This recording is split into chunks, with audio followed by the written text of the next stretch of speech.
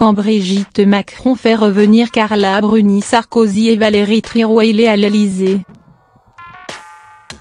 Être première dame, ça soude.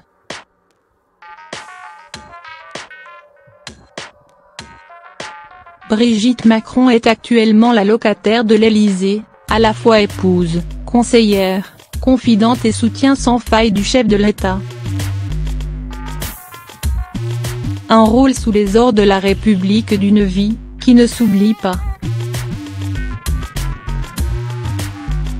La première dame a permis, en septembre 2017, à Bernadette et Claude Chirac de revenir au palais présidentiel le temps d'un déjeuner.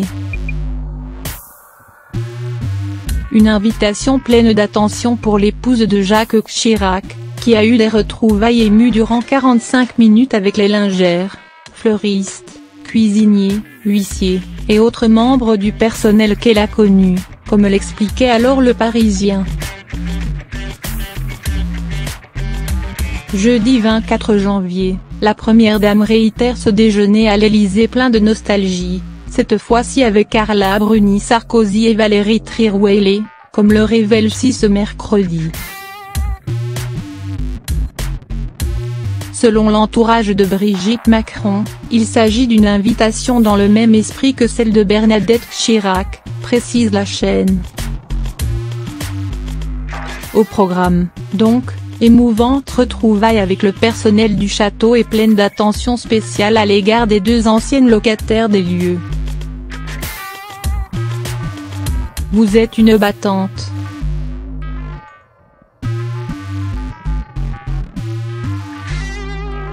Les trois épouses s'entendent à merveille.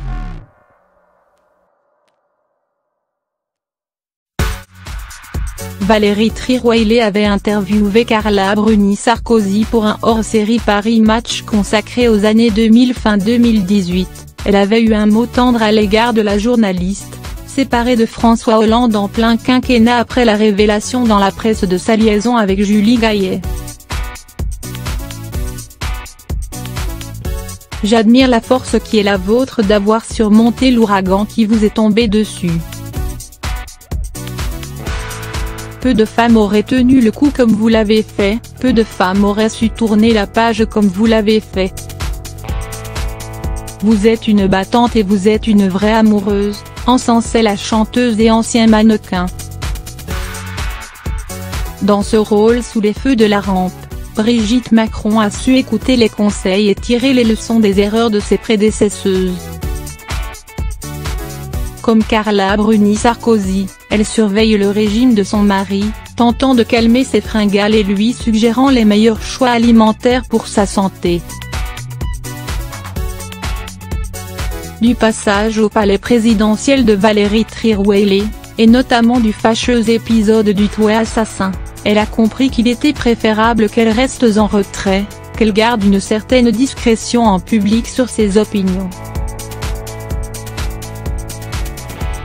Une ligne de conduite exemplaire qui garantit à Brigitte Macron une popularité record.